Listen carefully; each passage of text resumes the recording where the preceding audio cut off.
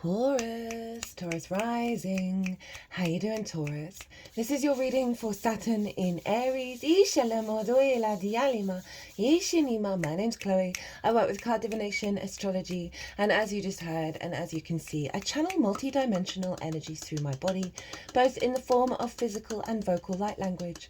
All of this brings in healing, attunement, and activation codes to the messages that are going to come through in this reading. Now, we are only going up to the 12th or 13th of July, depending on what part of the planet you currently hail from, right? Because that's when Saturn's going to retrograde. So we're just going to tap in to this first ingress, this first movement into Aries. What's the intention? What's the purpose? What's Saturn up to? Just in this little stint until the retrograde energy. At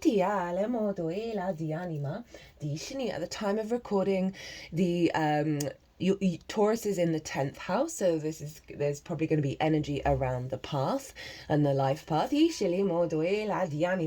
before I kick off, I just want to notice that I was working in the garden yesterday, so I've got some dirt under my nails, even though I've been cleaning them. It usually takes a couple of days because I don't wear gloves. And today is Mars's day, and I cut myself doing the washing up, and so it's a little blood offering to Mars. And you can often find that will happen, that you'll have a little cut during Mars's day, and this is very appropriate because Mars rules Aries. So I just wanted to flag that up in case you noticed it while I was holding up the cards. That my hands are in fact clean. So, my loves, I read for the rising signs. So for those of you who don't have Taurus in the first house, look to the house it does fall in your natal chart. Look to the themes of that house, and you want to apply those themes along with all the other meaning you've got going on in the sign of Taurus to the messages that come through in this reading. It's going to be as if that Taurus energy, wherever it falls in your natal chart, has now energetically moved to the first house. So the astrology for the rising sign will always still link in. You've just got to add on your own natal chart Taurus meaning on top of it. For example, I actually happen to have Taurus in the 10th, and I have my north node there with Lilith, so I'll apply all of that meaning to what comes through in this reading. As always, take what resonates, leave what doesn't. Now, before I get on with your reading, Taurus, there is a collective reading.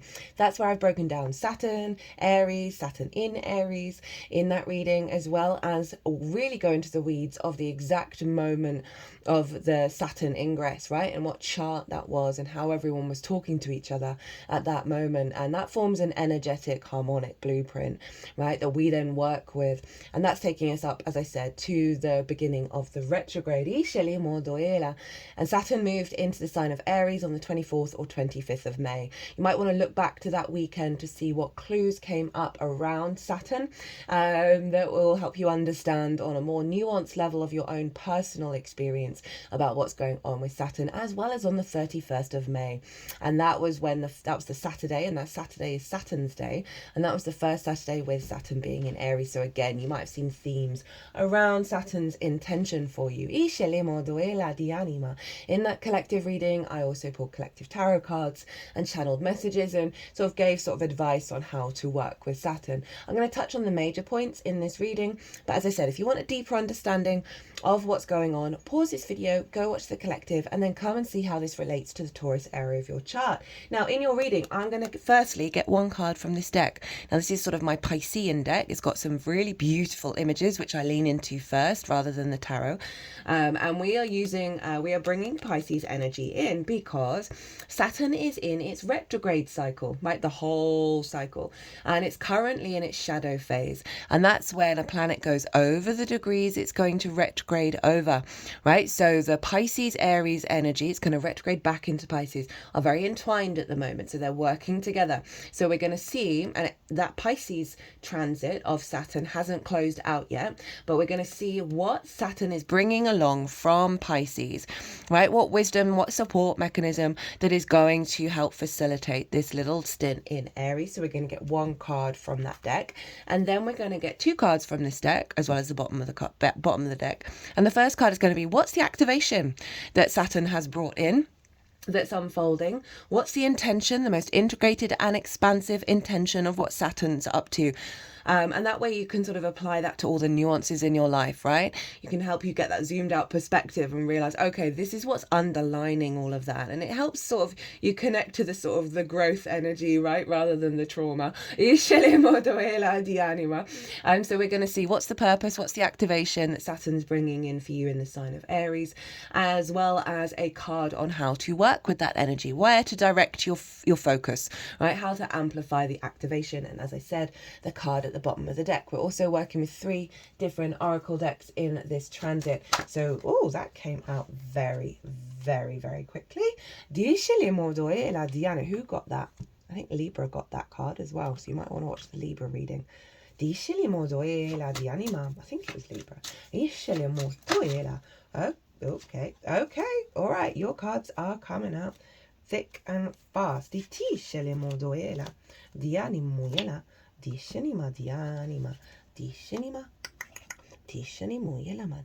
So, my lovely Tauruses, where is this happening for you?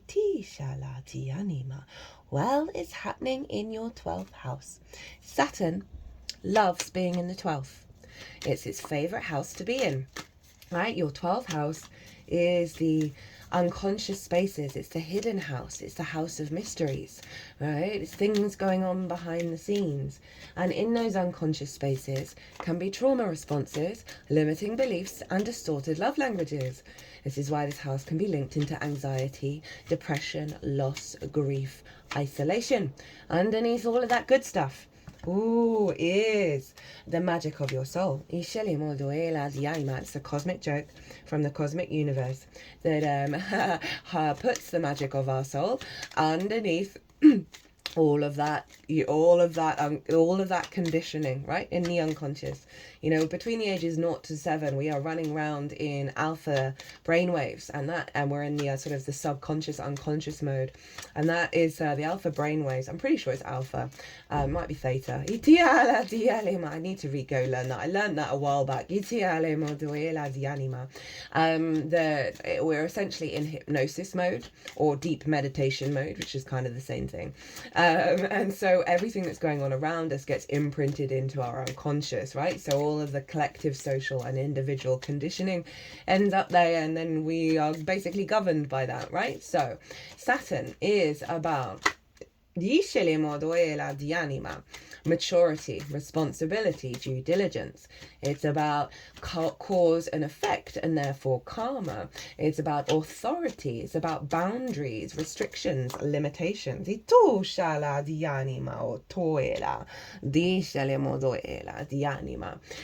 is inherently, for me, about integrity, and everything else stems from that, as well as commitment, right? So this is about you walking your talk, and that's why it's sort of like an elder energy. It's a bit of a serious energy of sort of, you know, really knowing what the consequences are of things, and having the maturity and the due diligence, right, to put the work in to activate a different cycle, right, rather than the previous cycles. But it's a bit of the school of hard knocks.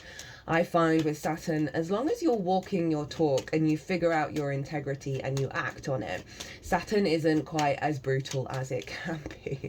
But it does come along and provide tests, right? Restrictions, limitations. It provides tests to see if you're walking your talk, if you are being integral.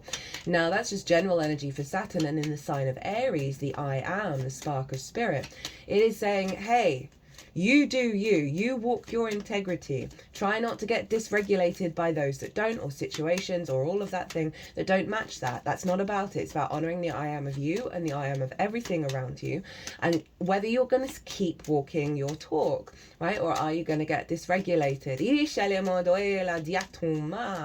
Now, the reason why Saturn reason why Saturn is so good in the 12th, because it kicks down foundations that don't serve you for the next 30 years. So it's coming down, it's kicking down the doors of the unconscious. It's understanding the cause and effect of those unconscious responses, those limiting beliefs, those distorted love languages. I'm really helping you be mature about those and put in the work around that and doing that deep healing work, and also also strengthening the magic of your soul, which is, you know, the highest form of your integrity, because the magic of your soul is Isce le modoela di anima, dice le modo fala di anima, o tu fa la dice anima, is yourself without the conditioning. And so Saturn's really very good about leveling up your maturity in these spaces. It's not that there won't be perhaps difficulties around mental health, around limiting beliefs and distorted love languages, but Saturn's giving you the real impetus to be able to be able to work through that really powerfully. And so we're blessed and highly favored because Saturn moved into the sign of Aries, and Neptune was at the beginning, as was Ceres. They weren't exactly conjunct each other. That conjunction with Neptune is going to be at the beginning of next year, and it's at 0 degrees of Aries, and that hasn't happened in 12,000 years, which is one of the reasons why I've been banging on about how the astrology of this year and next year is so important, right? It is deeply profound. There's a lot of stuff going on that really hasn't happened in a very, very long time, and our soul signed up for it. But we're in a year 9. It's the year of the wood snake. It's a completion year, and we're shedding skin. And so there's a real sense of big karmic shifts. We've had all that stuff with between Pisces and Aries going on. We had Venus and Mercury retrograde there. We're having Saturn and Neptune do the same. Speaking of Neptune, I have done a Neptune in Aries transit. Again, like this Saturn transit, it's taking it up to the Neptune retrograde, which is on the 4th of July. That it's the end and the beginning of the zodiac, right? Big karmic clearing. So the soul retrieval work that we do this year, and you've really got a lot of support with that, Taurus, with Saturn being in the 12th. And when I say soul retrieval, it means like going through the conditioning. It means excavating back to your true self and reintegrating into that alignment. And it often means big karmic situations. It often means challenges and difficulties coming up that we're here to really do the work and overcome. So trust in the process, know that it's worth it. So Saturn was not exactly, but conjunct Neptune and Ceres.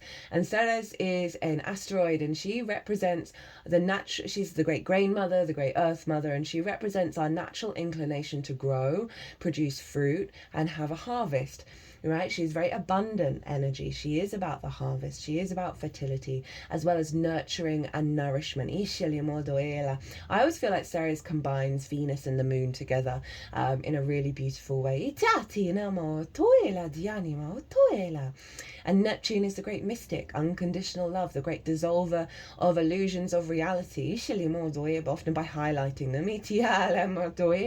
But it is the portal to source, right? And this is our instincts, our I am energy. So Saturn makes things real, and Saturn is about integrity. So we are stepping into an alignment with this very soft balm from Neptune and Ceres, in alignment with unconditional love and abundance. Now think of all the stuff we've got to clear out in order to get to that, and Saturn's really helping us with that one. It is about authority. So coming into authority in the unconscious spaces, there may be certain trials and tribulations around how your unconscious, right, that anxiety, that depression may have a bit of an authority over you. I want you to be very loving and caring to yourself, and know that Saturn is in a very powerful place, right? It's very good at sorting out the unconscious realm, and so that's all part of the process. It's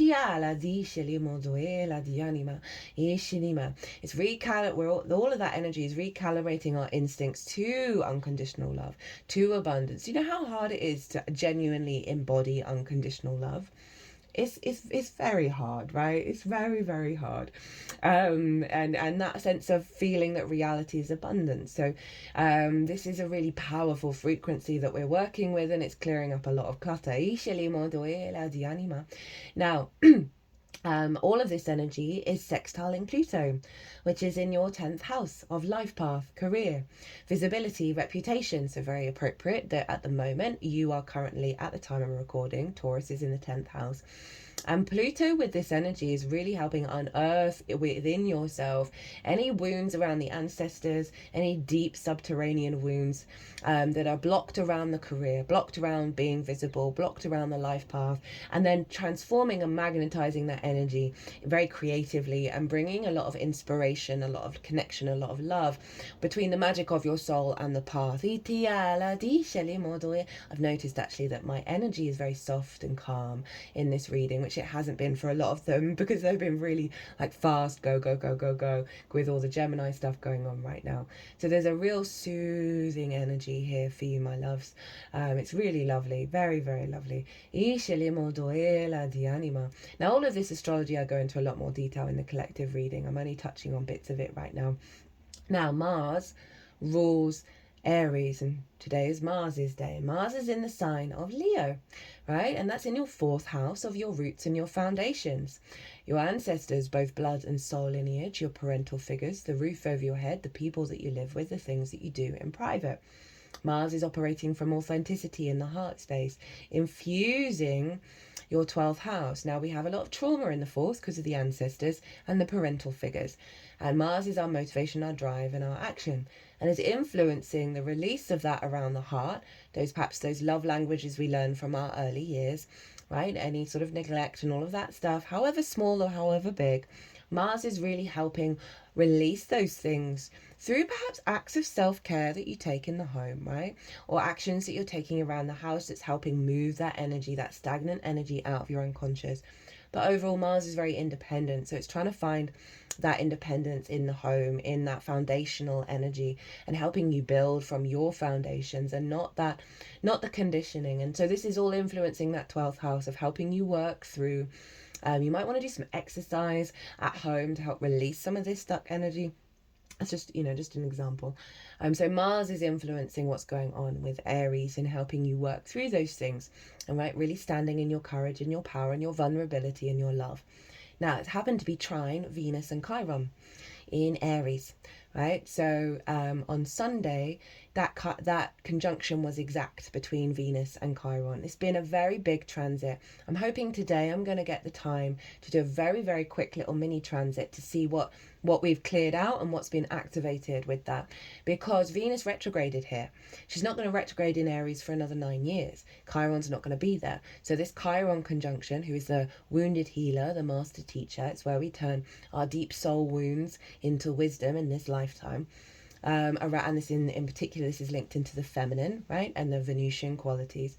You would have been feeling that in the last 3 weeks, and in the last week-ish, half week, we've been turning that into wisdom and really shifting gear with that. Like wounds around love, connection, harmony, value, creativity that are in the unconscious spaces, right? Again, distorted love languages, right? Not valuing yourself deeply. So you may have been just going through some difficulties with that, as well as, the Venus-Chiron conjunction can see, a feminine figure. And when I say feminine, it's never sex specific. We can have both of those genders and spirit within us. The yin and the yang of it all, right? Which is like the fundamentals of the universe. You may have had a feminine energy come into your life that's been very supportive in helping you work through that. You may have found like a feminine therapist, I don't know. Or it's you giving yourself wisdom, soothing that unconscious responses, right? And there also may have just been some fractious energy around the feminine. But as I said, we've kind of cleared that out. We found the wisdom within it. But that energy is still locked into this Saturn transit. Right? Yes, we've had the conjunction, so we've had the release point, and Venus is pulling away from Chiron now with that wisdom, with that master teacher energy. So we're operating from that place in the 3D, but with the Saturn energy on the energetic field, that's still imprinted. And what that feels like is an even deeper understanding of the wounds and an even more powerful capacity to transmute that into wisdom. And that's trining Mars, and a trine is an aspect of Jupiter. So it's about perspective, it's about wisdom, it's about opportunities, about luck. It's a flowing energy, free flowing energy of really seeing the cause and effect between the dynamic between the yang and the yin, between the home, parental figures, ancestors, and the unconscious spaces. So very powerful trauma clearing energy. Big T, little t, whatever it is, it's all relative. Now, the final thing I'm going to talk about is that the moon was in her exaltation in the sign of Taurus, your sign, Taurus. So the qualities of the moon were raised up high, our emotional body, our intuition, whether our needs are being met, how do we give and receive nourishment, all raised up high and in your first house of self. How you embody yourself through the lens of Taurus and take in your actions and your deeds, how you move through the cosmic waters, your body, your character, your sense of self, and often how other people see you. So your intuition is very in alignment with the birth of the self, right? The nourishment of the self, the awareness of the intuition in your body that's guiding you away from these limiting beliefs. It's helping you work through these limiting beliefs so you feel good in the 3D world. Very, very powerful energy. And obviously Venus rules Taurus. So that moon is being pulled into the unconscious. Very psychic energy. Right, let's get into your stuff, Taurus. So first up, what's coming from Pisces? And Pisces for you is your hopes and dreams, friends, groups and alliances, reaping the benefits from your 10th house. And it's called the House of Good Spirits. Right, it's so Saturn's been there for a little while. It's going to go back there and leave finally at the beginning of next year. So this is the wisdom that Saturn is bringing to help facilitate the 12th house. Now, as I said, I lean more into the imagery first and then we look at the tarot. Okay, we got the 10 of Wands. I really like this for the unconscious spaces because you see here this figure. This figure's light body is so bright, is so cleansed, and they are going through a rebirth, right? They are, stirring and emerging from that rebirth. But if you notice all of this behind them, that isn't quite touching them. This you can see is all those subterranean unconscious responses that you are now detaching from. This is what's been coming from the House of Good Spirits. You've got more of an alignment and understanding of your hopes and dreams, of what the path is, right? Of what you're reaping from it, of friends, groups and alliances, and your connection to soul family that's helped you kind of dissolve the restrictions, right? I find with the 11th, one of the core wounds is around value and how you value yourself, and the lack thereof means we're not able to receive the truest form of our incarnation. And this is really saying that you've done a great deal of work there, and that the impetus is now for this deep clearing, this deep cleansing of the unconscious, right? All the things going on in the background, and a real connection to your higher self. Now, I always get with this card, it's both the sort of the murky unconscious responses, but it's also your support team. It's also every experience that you've gone through that was actually genuinely there to support you, as well as your guides, your spirit team, your, all those sort of things going in the unconscious that are there to sort of help you with this rebirth. And sometimes we go through trials and tribulations to get there. But I really like this in terms of the release of the burden of what you've brought of your conditioning, because the 10 of Wands is like the beast of burden, but it's a 10, it's a completion energy of a releasing of those instincts that aren't yours and coming back to the purity of your instincts. So I really love that Saturn's brought that through from Pisces. That means you're going to be able to walk your path when it comes to your hopes and dreams, your soul's hopes and dreams, and not necessarily the hopes and dreams of the family, right, that aren't yours, or the ancestors that aren't yours. Excuse me. Beautiful, beautiful, beautiful. Now, what is the activation that's come in with Saturn? What is how is it unfolding, right? The intention of Saturn. We have the Queen of Wands, so we've got double fire. The intention is to cultivate that instinct from a place of independence, luck, and light. We've got the lucky black cat. And interesting, I just read, I think it was like on a little Instagram post, that Bast from Egypt was used as a vessel to ward away evil spirits. And that got shifted and changed into how black cats are unlucky. And I tried recording your video a little earlier, but I happen to have 2 black cats that live with me. and one of them we were having lots of strokes and cuddles, and I thought she was going to settle down in a part of my room, and then she came on here, and she often does come up here and say hello, and just scattered everything, but was so full of love and so wanting to connect, and it was just so beautiful. So this is really saying that you've got luck on your side at the moment, Taurus.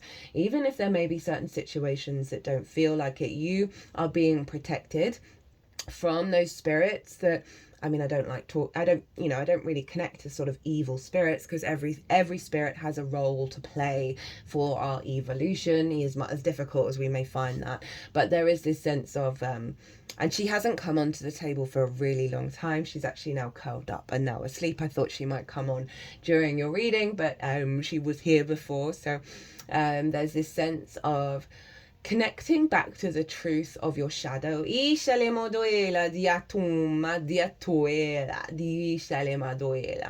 we've got the sunflower now. Sunflowers are really obvious in their changing of direction to be guided towards the light. And so, I've never said this about this card. So we have a really lovely blend between the shadow and the light and the harmony of that. This figure is very independent, right? The way that they're sitting, given the garb that they're wearing of like medieval times, if a woman sat like that, she'd probably be banished to a nunnery, right? You're not proper. So there's a real confidence here, but queens nurture, right? They bring depth and nuance. They observe and they shift and change because of that, right? And evolve, and as I say, bring depth and nuance. And this is to your fire energy, your instincts, your passion, your courage, your independence. So this is one of the most independent queen, and it ties in very beautifully with that 10 of Wands, of leaving behind restrictions from your independent spark of spirit, cultivating an awareness of the beauty of the shadow, and also the luck of it, the lucky black cat, as well as you being more orientated towards that which gives you life force, right? We don't have to say light, right? Because we need our rest. We need that. If we just were in the, isn't it in like sort of the northern hemisphere when they have days without without nighttime, that there's a higher rate of kind of going a bit mad. And the other thing that YouTube doesn't like us saying anymore, and I just find it it's a struggle so many of us can go through in our lifetime, whether it's an act that we take or it's a deep inner struggle, that by not being able to say certain words, we're sort of like washing over the reality.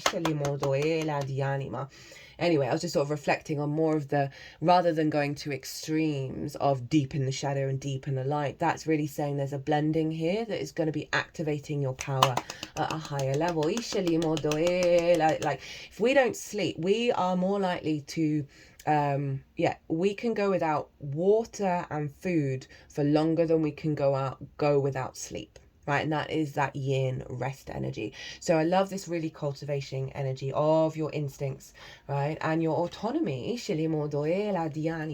How to work with this activation, what to focus on. 27, as I said that. Which is 9, right? What to focus your energy on. We've got the High Priestess, perfect for the 12th house. Okay, they're really doubling down. They want you to know that deep within you, because this is basically our higher self manifest, they want you to focus on surrender and trusting that you are drawing towards you that which brings abundance and fertility. Right? Like fertile energy and abundance. So you're not having to try and control anything. You don't need to worry. You want to surrender, and then your instincts will come through very loudly about where to go. She blends the 3D and the unseen realms together. So there's a unification of your higher self in the 3D. They're really wanting to focus on softness, surrender, perhaps a bit of meditation, but also your intuition.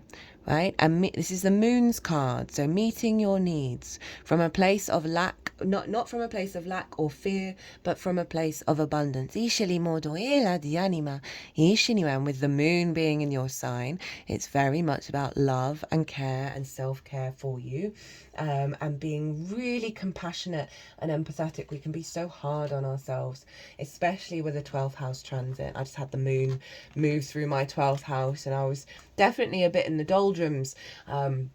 But it helps you understand what kind of core wound is deep within you that you may have thought that you fixed, right? And then they want you to lean into your intuition, right? And your softness and this awareness of, you know, it's not yang energy, the high priest. It is yin. It is about letting go of control, and fear and worry, and just embodying the moment.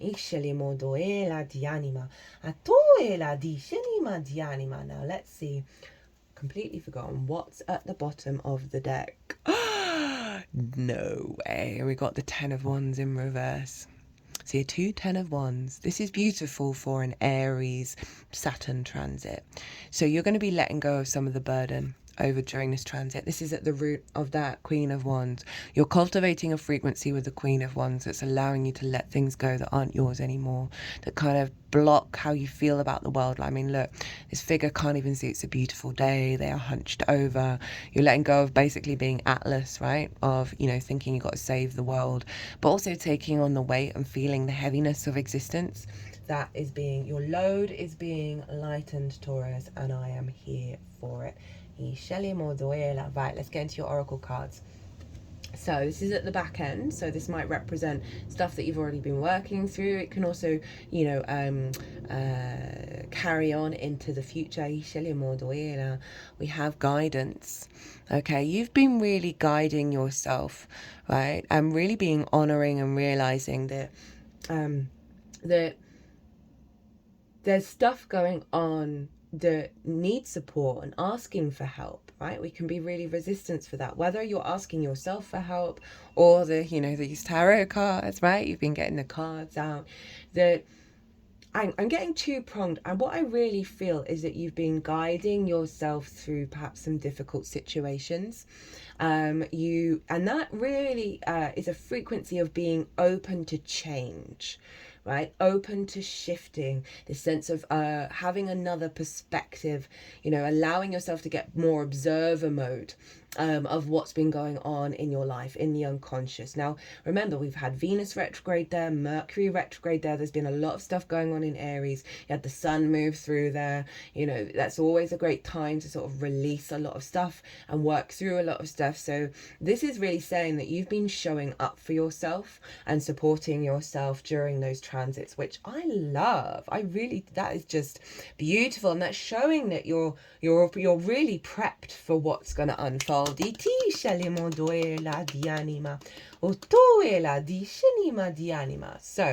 we have, you can't make it up. You cannot make it up.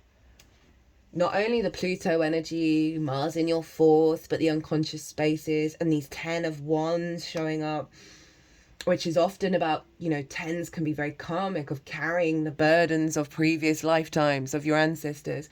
Past lifetimes, South Node, you've got this. And actually, interestingly, the moon is currently in Virgo, where the South Node is. And for you, that is your 5th house of your creation energy, your joy, your pleasure, your amusement, your games, children, and the inner child as well.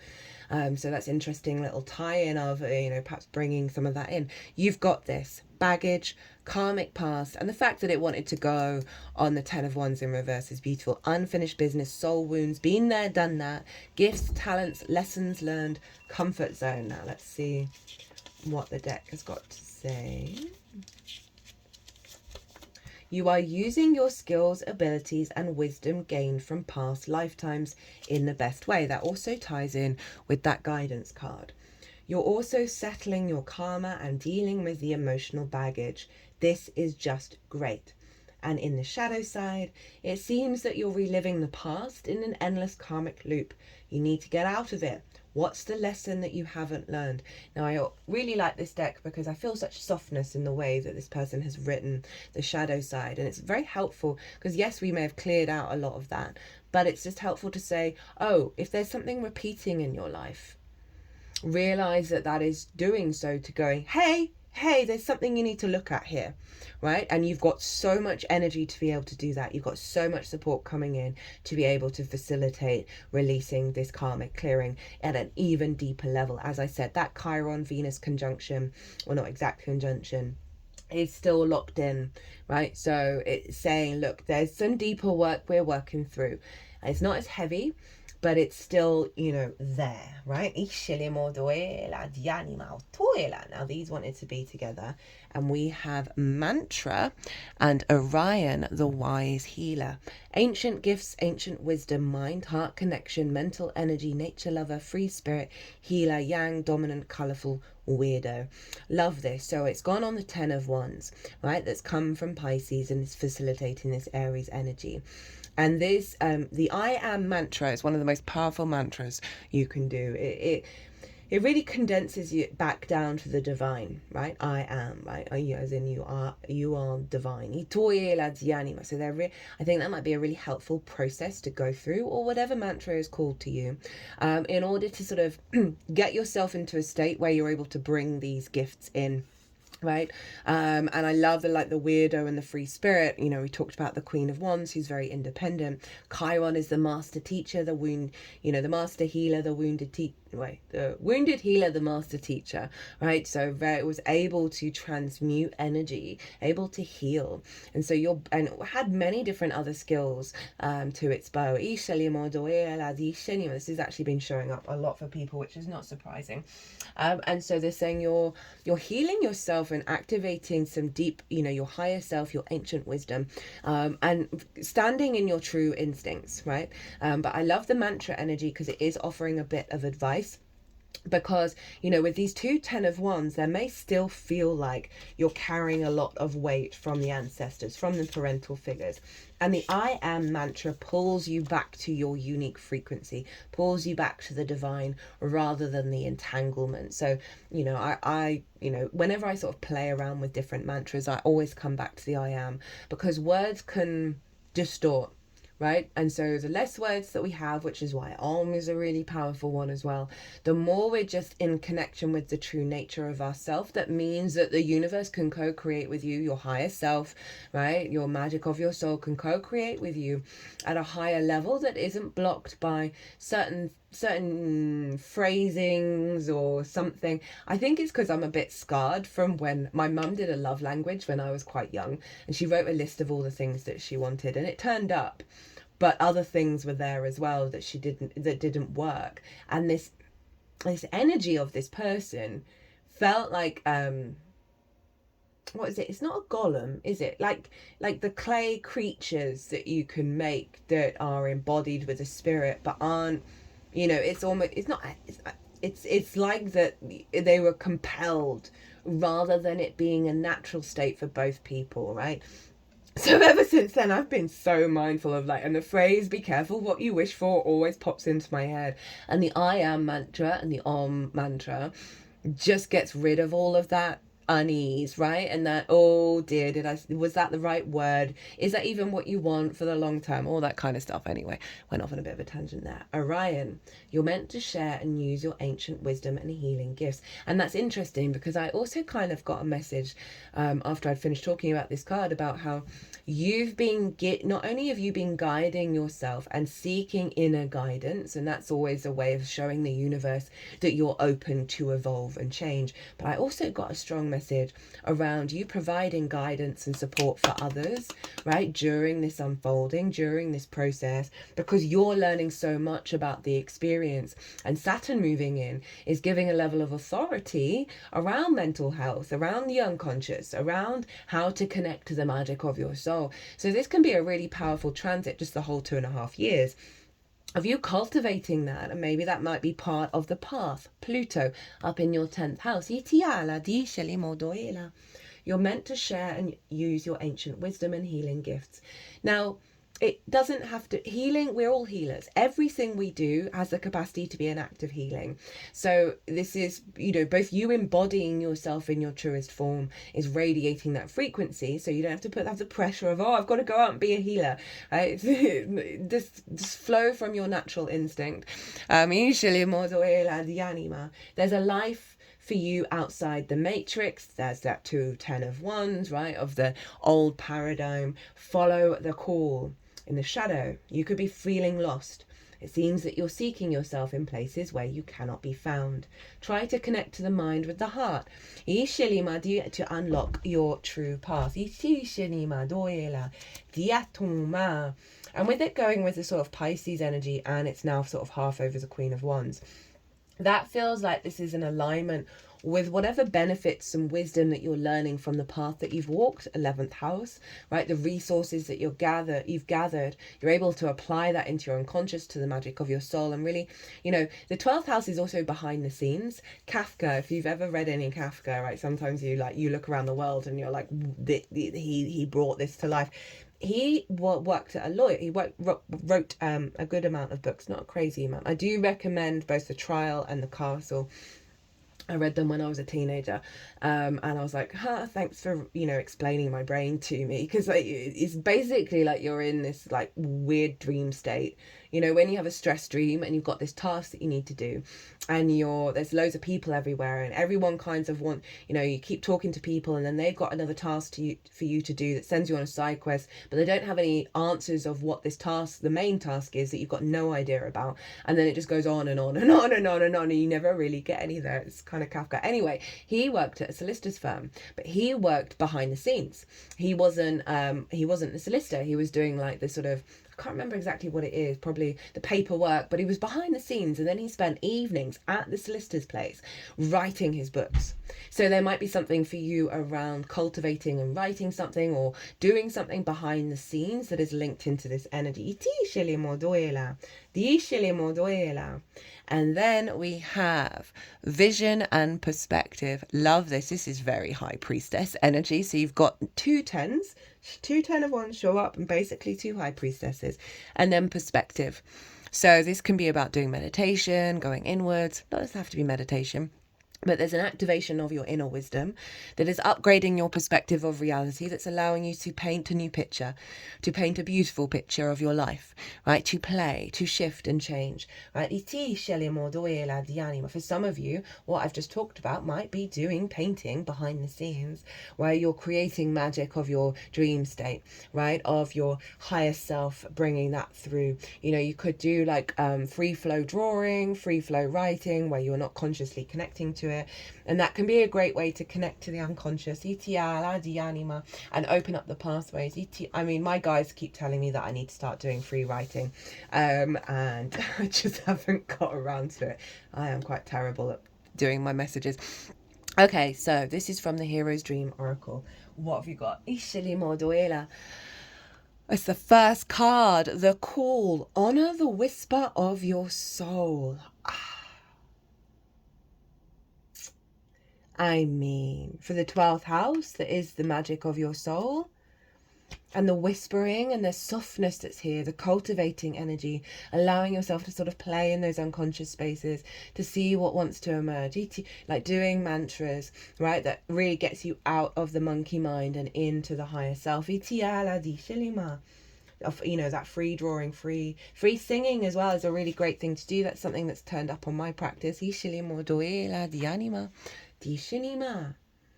the day came when the wish to remain tight in a bud was more painful than the risk it took to blossom.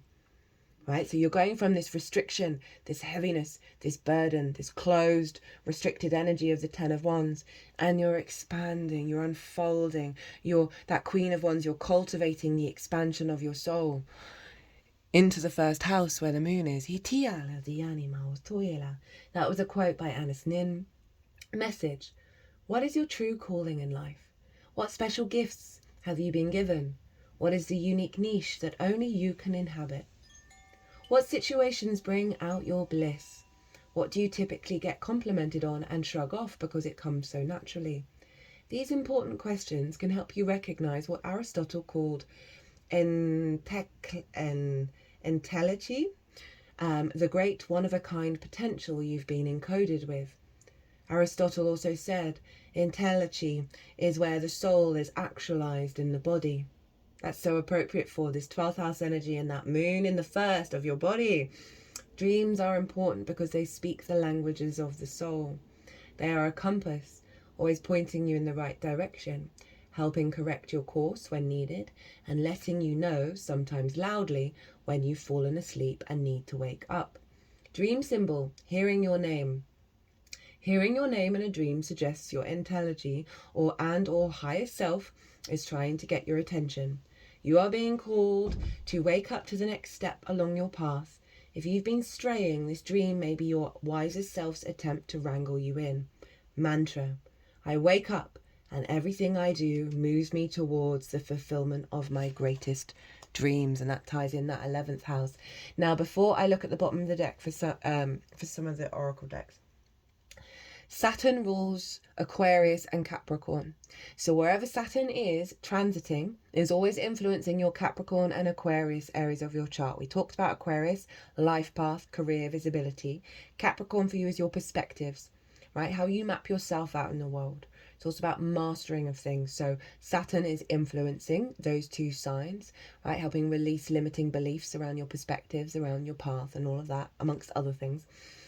You also want to look to where your Saturn is in your natal chart and the house that it's in and the themes of that house. Those themes are likely to play a role in what's going on in the 12th. That's going to add on a personal level of to this general reading, as well as where is your Mars, because Mars rules Aries and is always influencing Aries from your chart.